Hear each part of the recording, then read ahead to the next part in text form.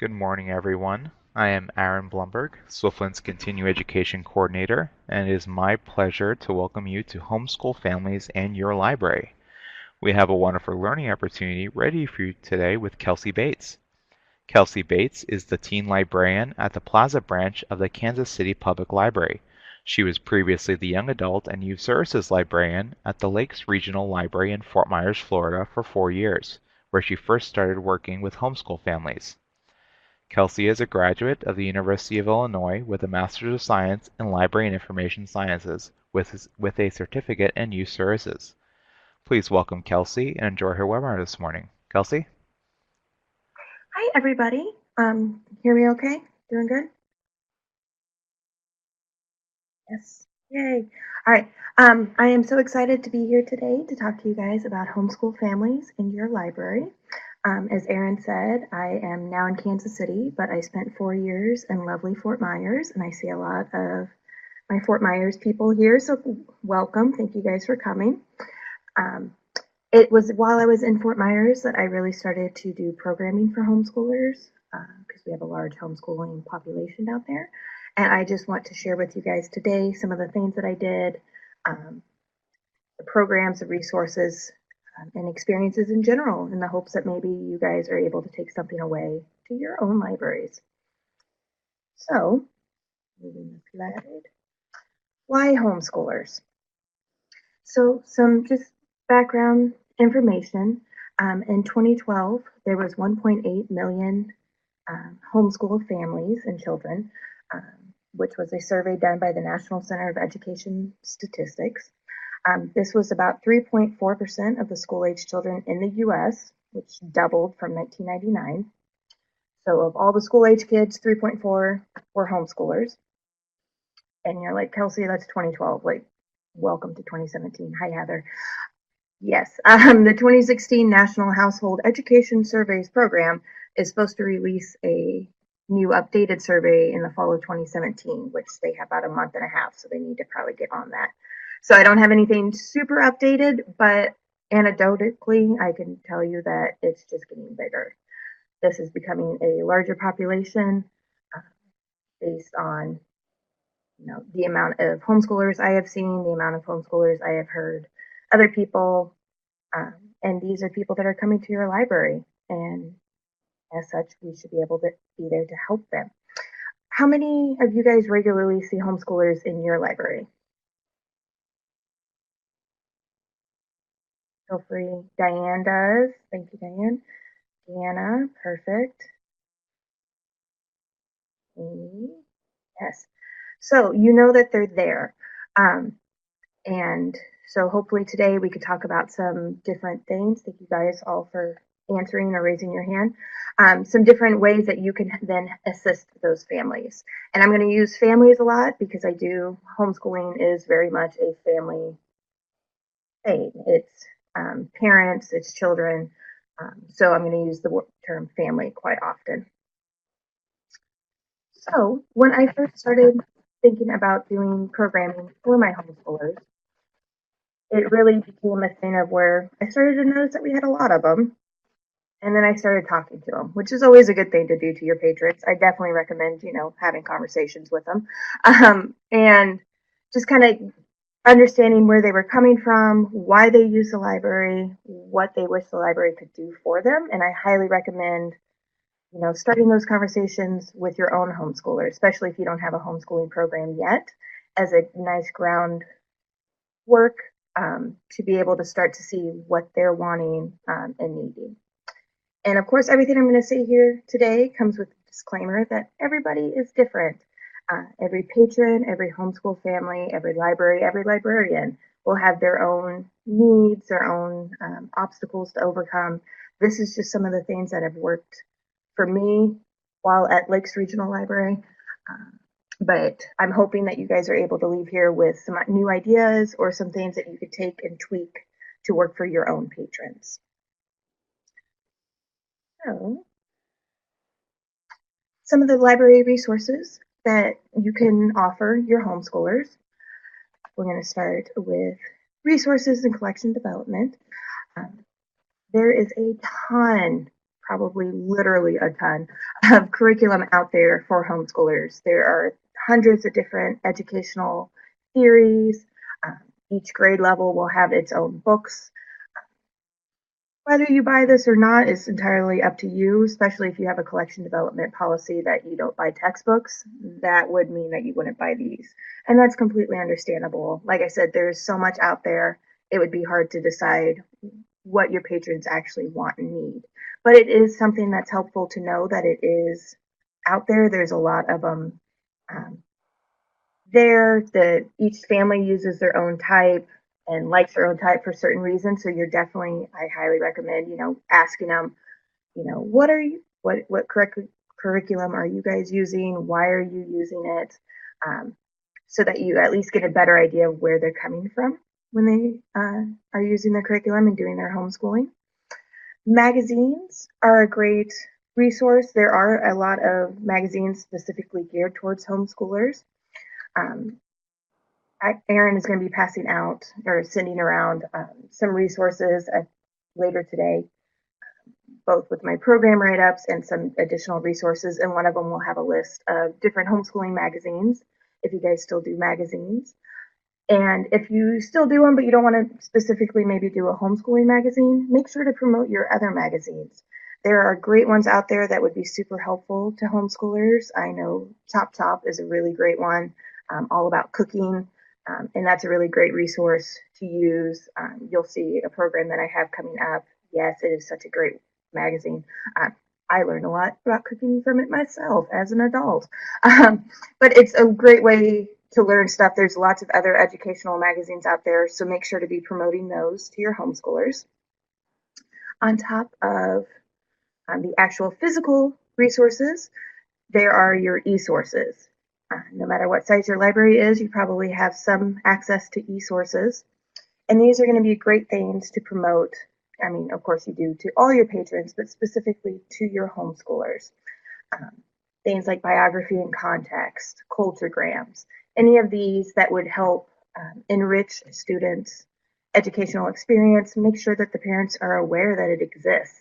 I always try to incorporate them into my programming for homeschoolers and make it an actual station so that it draws even more attention to all of these great things that the library is already paying money for, and we want to make sure that they know that it's out there for them.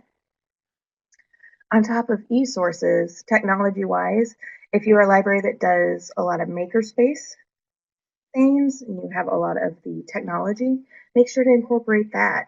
Um, Kids in traditional schools these days are starting to get a lot more opportunities to use these kind of products, but homeschool families may not always be able to afford that on top of the expensive curriculum, on top of everything else. So being able to go to the library to try out stuff before they buy, or if this is their only opportunity to use it, is a really, really great selling point and a great opportunity to promote your makerspace materials. If you don't have them yourself, I know Swiftland lets people borrow really great ones. I know I borrowed when I was down there Spheros, which if you guys have never played with Spheros, are amazing. They're like these little robot balls that you can control. Um, Swiftland even has, you could control them with apps, and Swiftland even has iPads that they will loan out to you to control them as well. And that's just a really great resource. They have tons of stuff. So if you're not able to afford it yourself, make sure to borrow it from Swiftland and offer that to your patrons as well. On top of collection development and technology that we can offer homeschoolers, there's also just general reference information. So I know a lot of parents will come up, especially when their kids are starting to age out of story time and they're getting ready for school, and they have a lot of questions about homeschooling. What kind of resources does your library have to offer them? Do you have a how to homeschool for beginners handout that will list resources on your state's laws? I know a quick Google search of Florida, you can find the statutes that actually talk about homeschooling, so you're able to point homeschooling families towards that. You would be able to let them know about different homeschooling groups. The beauty of social media these days is that so many people are able to find other people of like mind. So I'm willing to bet that if you type in your area's location and homeschooling on Facebook, you would find at least one group. So letting them know that those resources are out there so that they could start talking to other homeschooling families, maybe find a group that they like. Um, and also, having it maybe not only available at the desk if people come up to ask for it, but also having it on a website. I know Mid-Continent Public Library, which is a library system up here in Kansas City, has a link on their website all for homeschoolers. It has upcoming programming, it has information on where to find homeschooling stuff. It even has a monthly blog that they write all about homeschooling and the resources in their library that would help with that. So all of those are really great ways to be able to offer resources to the libraries.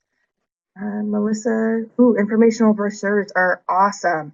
And that is so helpful to parents who are just trying to get information. That is really great. Thank you, Melissa. On top of the collection development and technology, there's also things that maybe you didn't actually think of. Meeting spaces are so super important to homeschoolers. They, especially when you have larger homeschooling co-ops and groups, they need places to meet, and they need places to meet preferably that are free. The library has those, and I highly recommend making sure that they know the procedures and policies to borrow and to use your meeting rooms if you have them.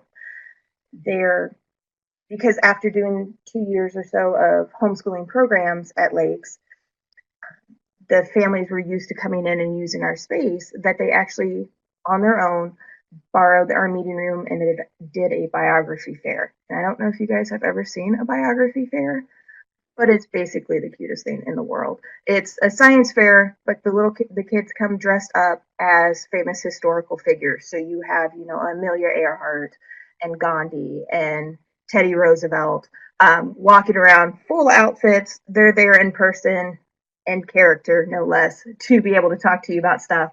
And that was something that the library didn't do it. We just offered that space to them. And then they were able to do it. So if for no other reason than to hopefully one day see a biography fair, I highly recommend you start offering space to your homeschoolers. Also, if you have special things that you offer to teachers, like educator cards that have longer checkouts, no late fees, or if you give teachers the opportunity, if they're going to start doing a section on apples next week, that you will pull books for them so they don't have to, you should also offer that to homeschoolers, parents. They are teachers after all. And make sure that they know that those options are available to them as just another great way for the library to be able to help and assist them in any way that they need. Do you guys have any other resources that you guys use for your own homeschoolers in your libraries? We have the informational brochure. Throw them up in the box if you have them. I love to learn new ideas, and I know everybody else is clearly here to do the exact same thing. So, now that we've talked about resources, let's move into programming. Like Kelsey, we already do programming for school-age children. Why would we want to do something specifically for homeschoolers? Completely understand. Time, money, everything is limited. But I think it is something really worthwhile to at least look into is to doing specific homeschooling programming. For one, it can be super cheap and very achievable. There is no huge budgets that you need. You don't have to really completely reinvent the wheel. It's basically doing school age programming with a few twists. And let me talk about some of the twists that I've learned um, while I was doing it. Basics. When you're actually deciding to set up your program, you're going to want to decide on the time of day. I know personally, and I'm guessing probably for most of you guys, when you do school age programming, it's after school, right? Because when else are you going to get them? While talking to a lot of homeschooling families, though, they also teach during the day. So by the time they hit afternoon, they're done with school. They are doing other projects or they just don't want to have to do more educational things, which is completely understandable. So we actually scheduled our homeschooling programs for in the morning around 10 o'clock. This offered plenty of time for them to be able to work it into their actual school day. Um, and still, of course, during the programs, promoted our after school programs that were for everybody. So it works for everything. Age wise, I don't know how your guys' library does it, but we did registrations. And our registrations were usually by grades, K through 5, 3rd through 5th. Um, if you've ever talked to a homeschool family though and asked them, what grade is little Jimmy in, you'll see them like trying to do like complicated math, and you're like, it's Jimmy's 8. Like, why is this so complicated? After you actually start talking to him, you realize it's because while Jimmy is 8, he is in 3rd grade curriculum for math, but he's in 5th grade curriculum for reading and 4th grade curriculum for science. And trying to, find the average of that can be very difficult. So instead of using grades when we did signups, we did ages. Much easier. Everybody knows their age. So for all of our programs, it was ages 5 and up, which of course is a very, very wide range of ages. Realistically, we got more 5 to 10-year-olds, which is a K through 5th program anyways, and is usually how we did programs. But there would be a few older outliers, and when I start talking about the actual programs, I'll tell you how like I kind of tweaked them so that no matter what age you were able to have fun with them.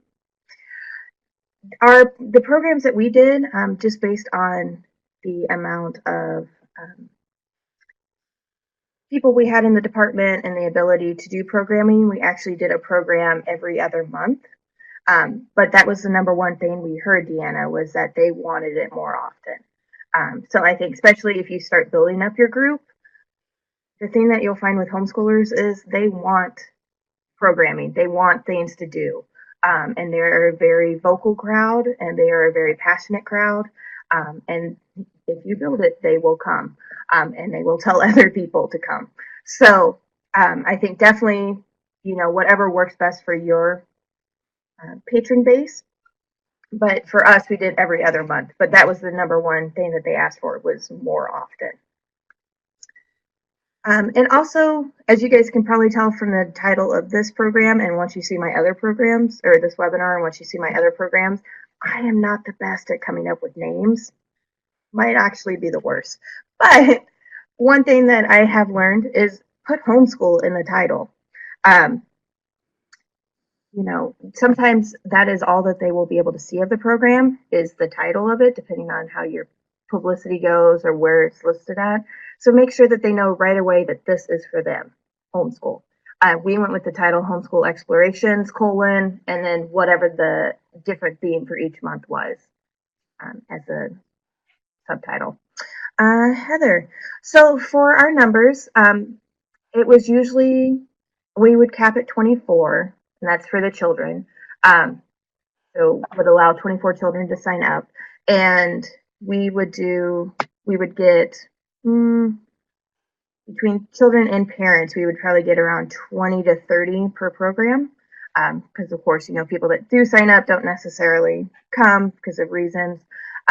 So once you add in the parents, though, it was usually around 20 or 30 each program, which was a pretty healthy size for our library and for doing programming in general, especially for school age groups. Thank you. Any other questions? Just keep throwing them out. So just kind of some more basics that I have.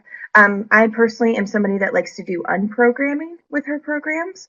So I do a lot of stations. I don't do a lot of like, look at me, I'm up in the front, I am performing the whole hour kind of thing. One, because it's not my personality type. Two, it just sounds exhausting.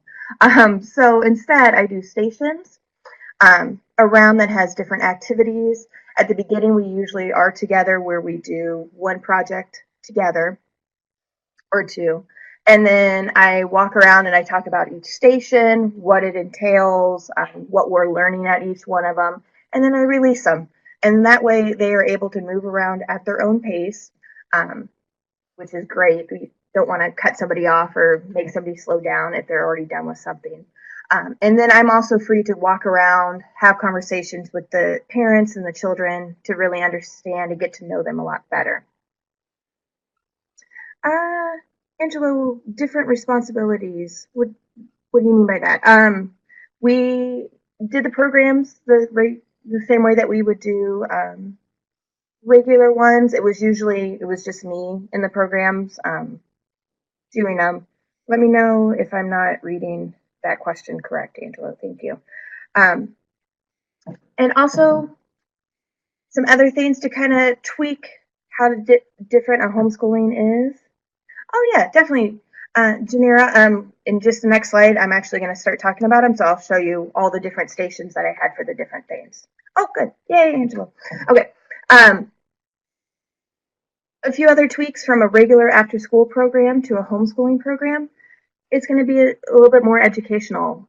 At least the homeschooling parents in my section wanted, this is something that they're taking time out of for their actual schooling day. So they want to still get a lot of that education. So I pulled in a lot more nonfiction books and a lot more e-sources that I normally would have.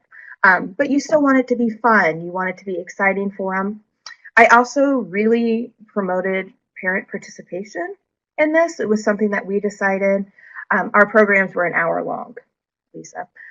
We decided that it was a lot better, especially when you're getting the fives, and even sometimes there would be down to four because in Florida you could start kindergarten a little early, and they would start homeschooling early as well. So making sure that the parents were there with them to read the steps, to have those discussions so that the learning can happen while they're in the program, but also as they go home was very important. So we made sure not only was it in the publicity, a fun, yes, thank you, Heather, I will get to that, a fun experience for the whole family, but also as before I released them to the different stations, I made sure to go, parents, at each station I have, some fun questions that you guys can work through. Let me know if you have any questions, but otherwise, move around with your child to each station at the child's own pace. Just keeping the parents engaged. I would definitely try to, at each station, I would have discussion questions or different ways of like, oh, we did it this way, but what if you did it this way? In the hopes that the parents would actually take those. If they were kind of sitting there but not really doing it, I would walk up and, lead by example and go, oh, little Jimmy, that was so awesome. Ooh, what does it say right here on this sign? What if you had done it this way instead? What do you think, Mom? Do you think that would have helped?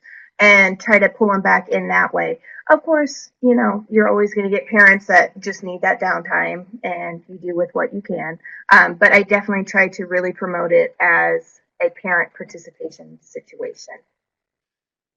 All right. So, a few examples of some of the programs that I ran. One of the ones was Homeschool Exploration Around the World. You guys can see what I'm talking about with the titles. Because when in doubt, exclamation points every time. This was a really, really fun one that literally cost maybe $10 total. It, I really wanted them to be able to explore different cultures.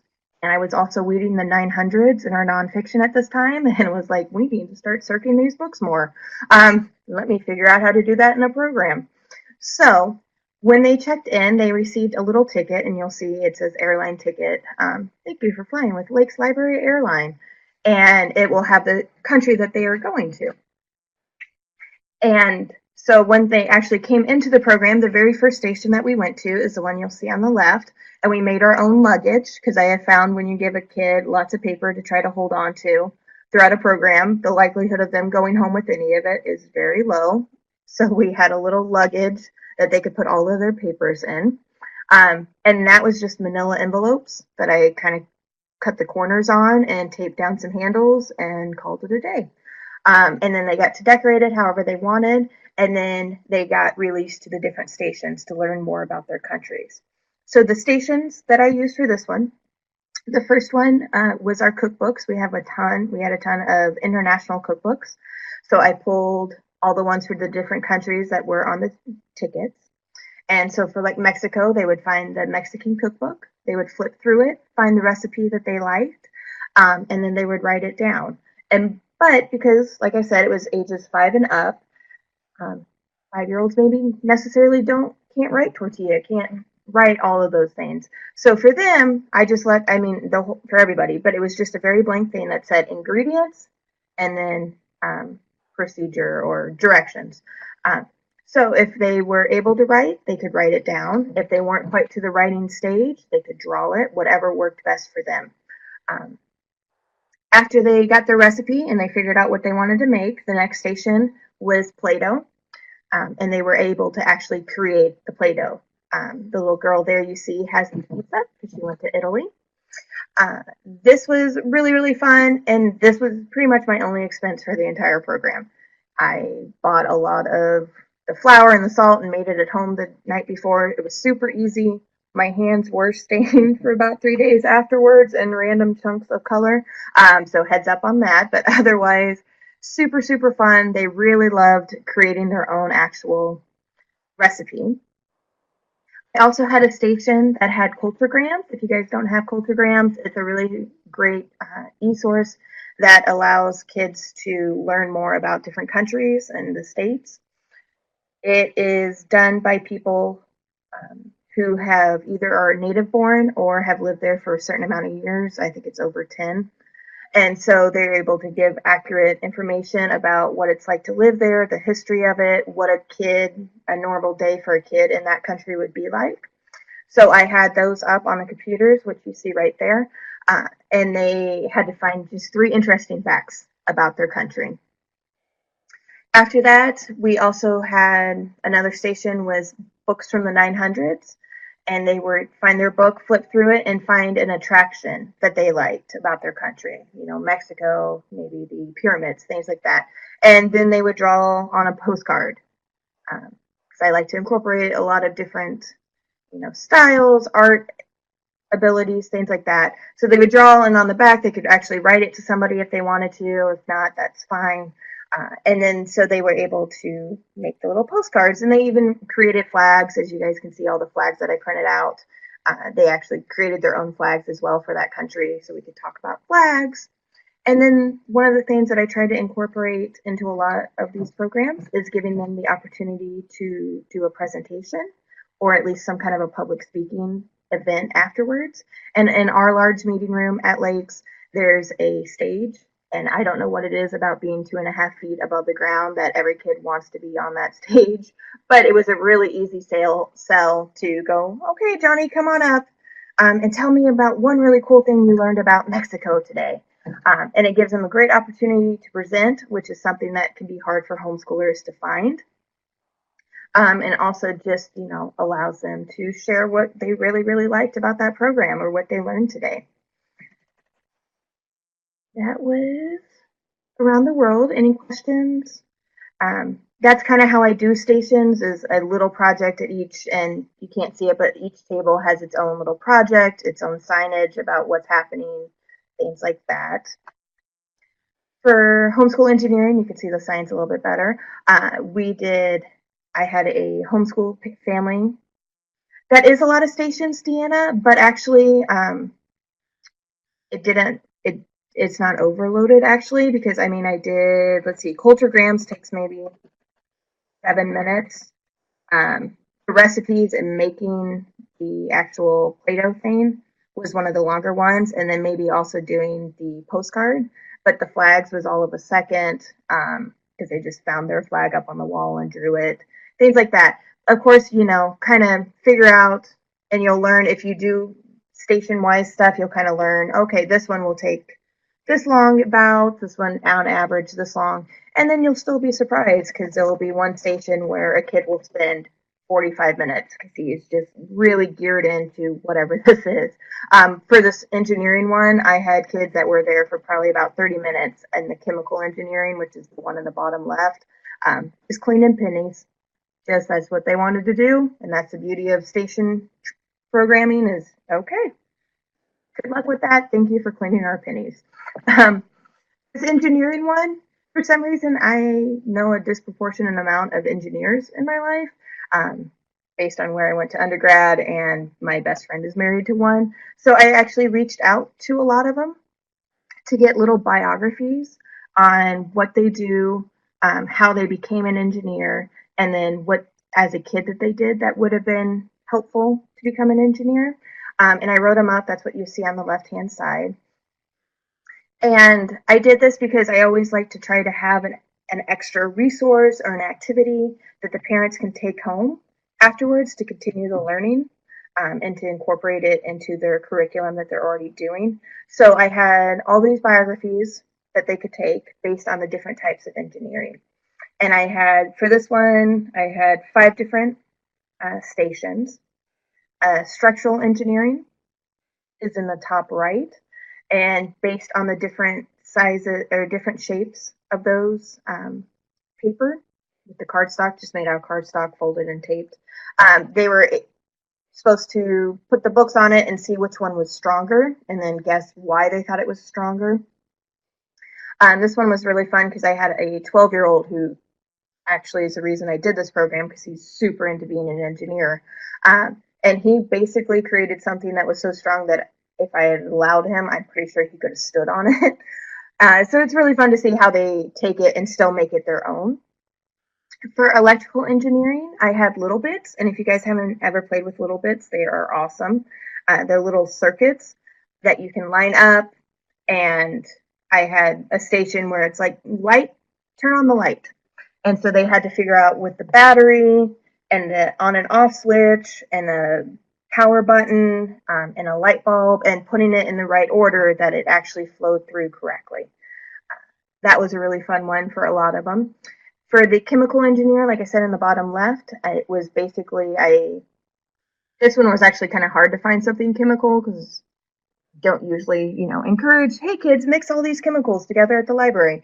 So instead, I just went to the circulation desk and borrowed a lot of pennies and had different substance or things like salt, baking soda, vinegar out there that they were able to mix and use to clean. And then circulation got back some nice shiny pennies, and everybody was happy. So it worked pretty well.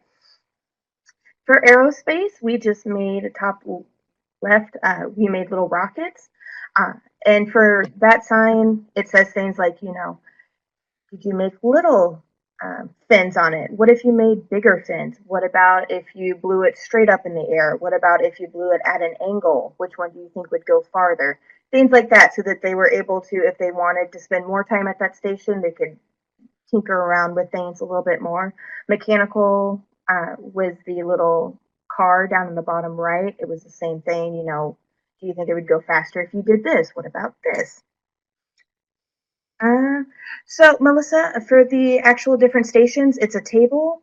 Each of these are on tables, and they have a set amount of chairs around them.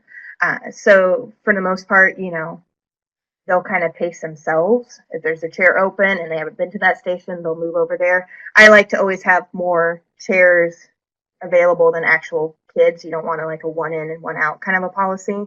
So for this one, there was 5 different stations, and each table probably had 6 chairs, so that's at least 30.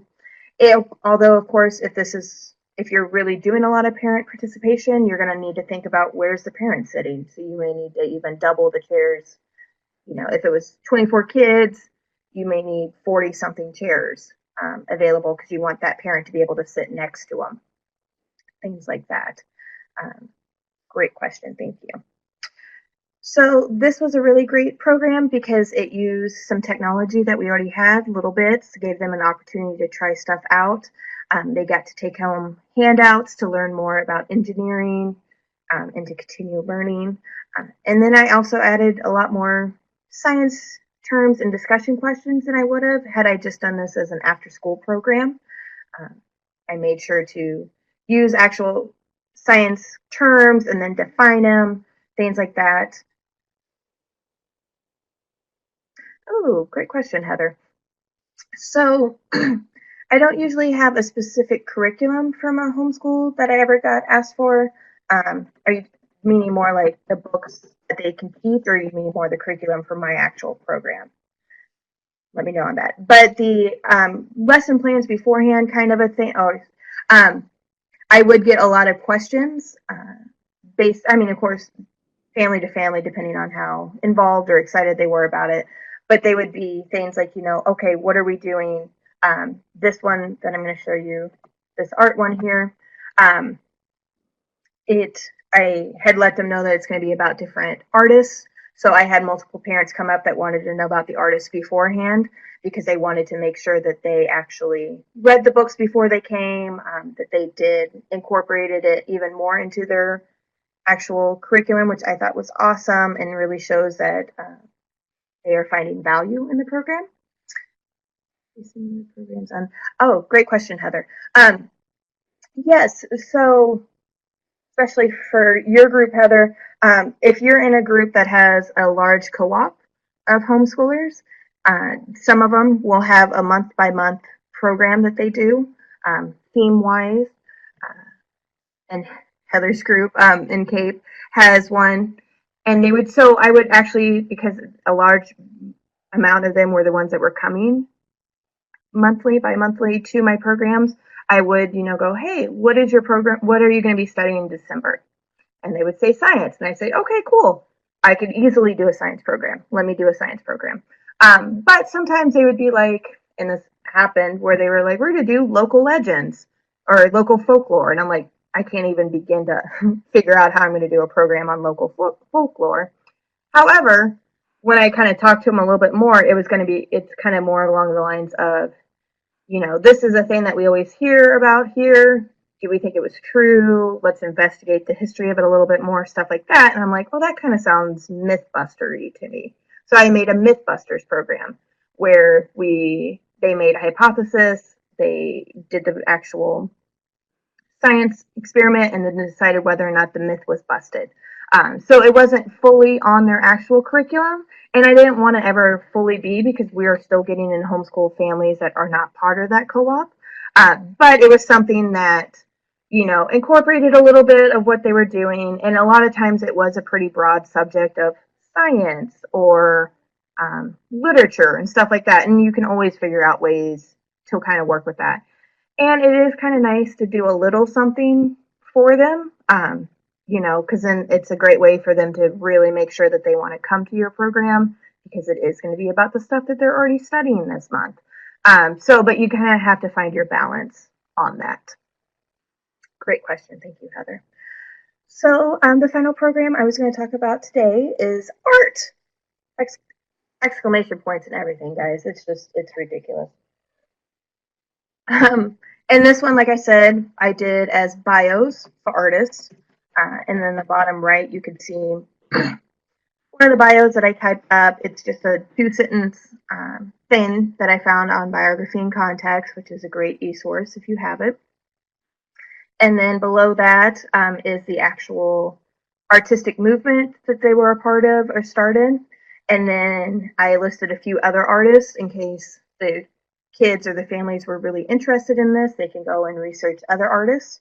I also had handouts for Cameo, which is a resource that does really nice pictures that are free to use. And I had them printed up and out at each station so that they could see what this artist's artwork looks like. I also did one on Biography in Context so that they could learn more about these artists if they were interested.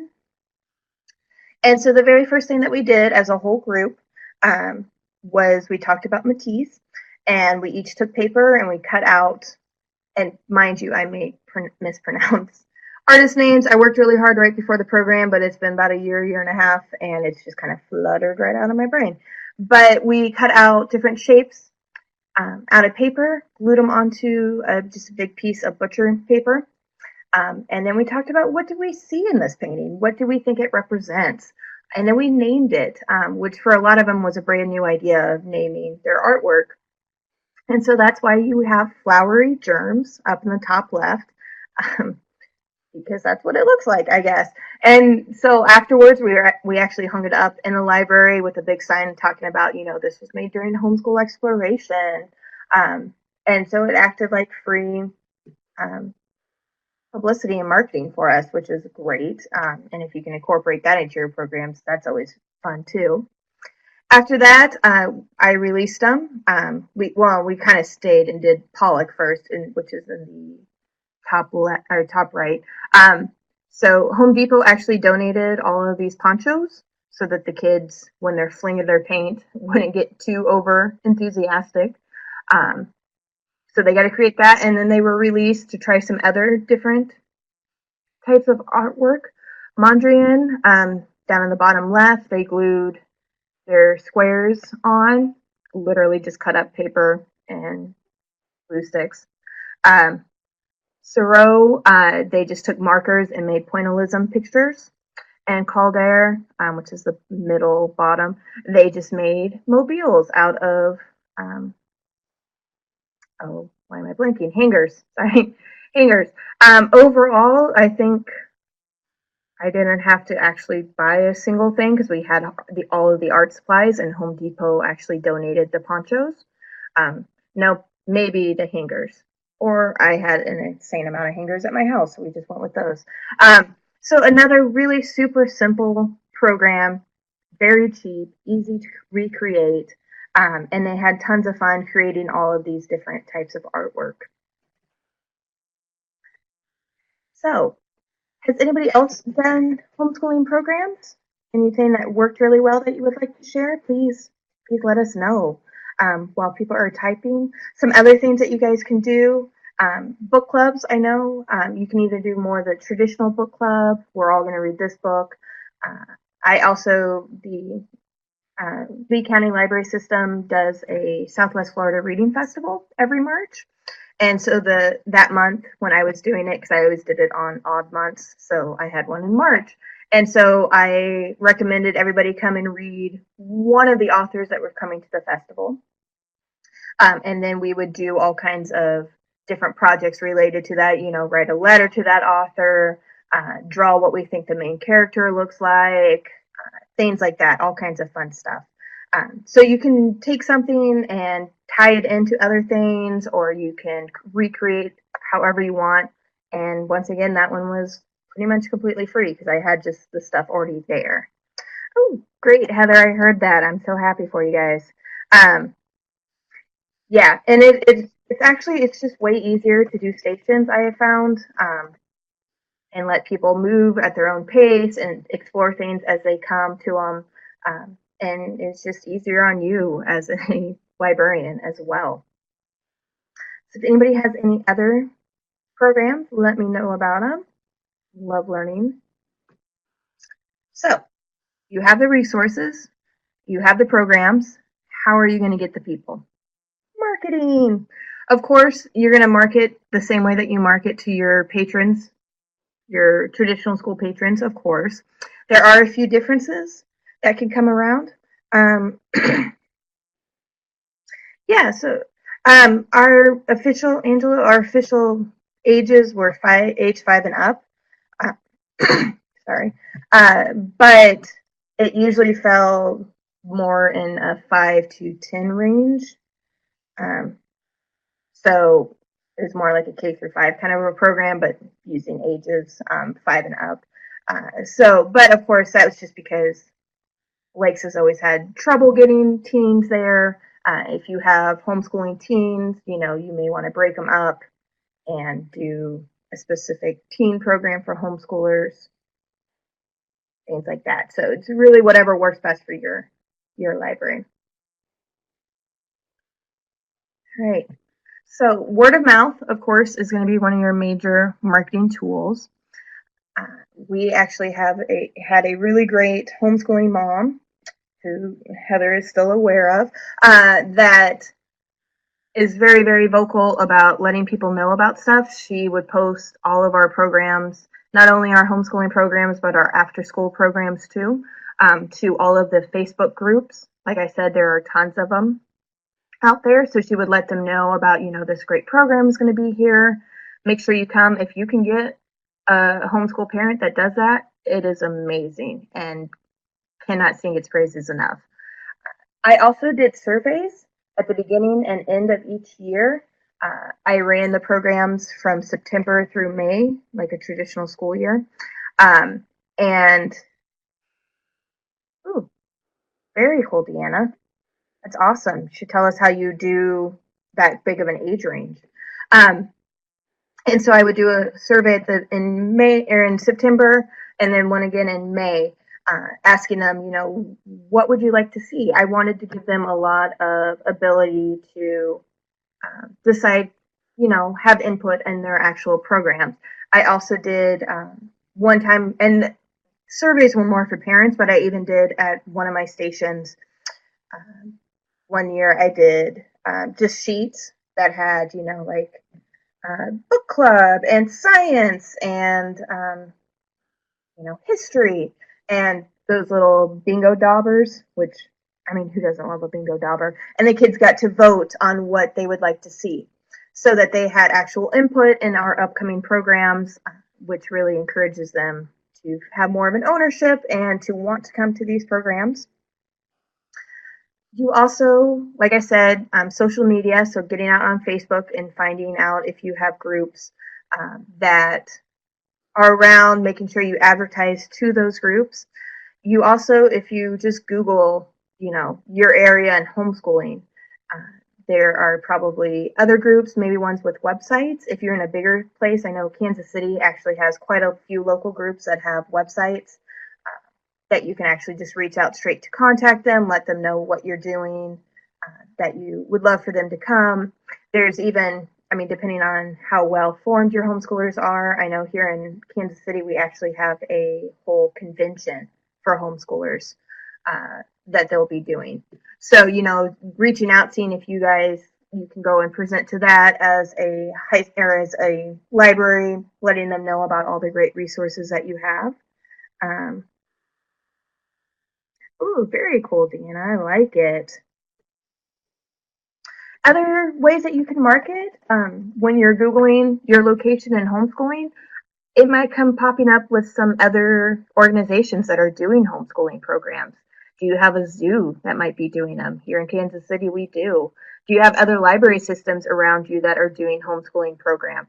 Homeschoolers, for the most part, are willing to travel. They have the ability to, for the, they're not tied in with having to get a bus and all of this kind of stuff.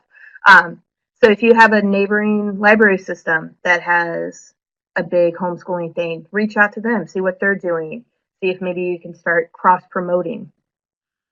Are there any museums near you? I know the Children's Museum of Naples does a lot of homeschooling programs. Reaching out to them, saying, "Hey, would you mind putting up, this poster about our homeschooling things? We would love to have handouts for you as well." Things like that. Seeing how you can really cross promote, because you're going after the same group. So, um, yeah. See, and that's exactly right, Deanna. Each group will be different, each library will be different. And like I said, this is what worked for mine. But honestly, if I were to go and do it again right now, it may not work because each year something else changes and you have to adapt. So hopefully you're able to take some of this and then twist it to whatever works best for you guys. All right. Has anybody else ever marketed to homeschoolers or found a way that really works? If you do, let me know. And otherwise, I am at the end. Um, like I said earlier, Erin will be sending out a list of some resources, and then I was going to do some write ups for the actual programs I talked about today to give you a little bit more information if you found them interesting. But does anybody have any other questions that I can answer for you? Or anything you would like to share about your own homeschooling experiences?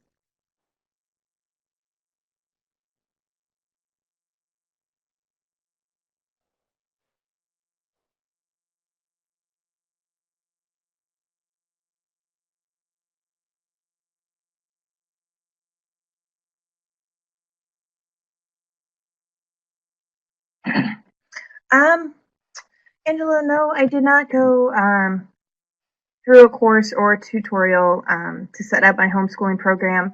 Um,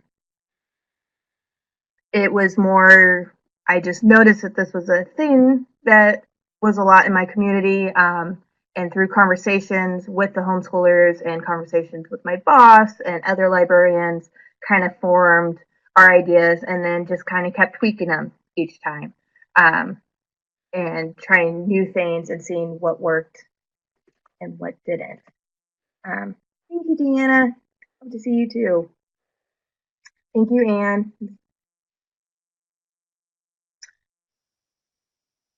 Yeah, Dina. Oh, it wasn't a website. It's called Culturegrams. It's an e-source.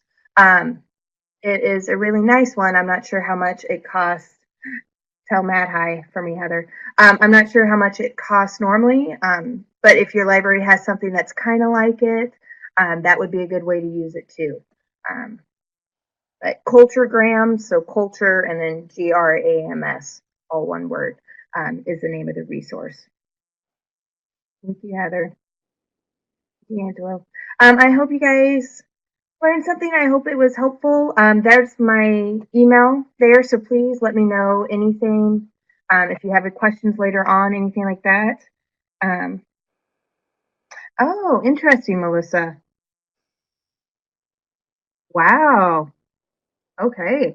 See, we didn't get the complaints from the public school parents just because we were doing it during public school hours. Um, So, but that would have been very tricky, and yeah, they would become very large. Goodness, were you able to figure out a way to fix that? Hi, Diane. Thank you so much. Yes, and ALA does have a lot of great resources. That will be on the thing I sent. I actually read. Lee County has in their professional collection a book about homeschooling, which I found very interesting, just for information on different types of homeschoolers. That's where I learned everything from. I originally thought it was more like, conservative Christians, but it's everything from Christians to Wiccans to people that just don't like the school system and everything in between. So it's a great resource to learn about these different patrons that we have. Oh, that would be great, Lisa. Yes.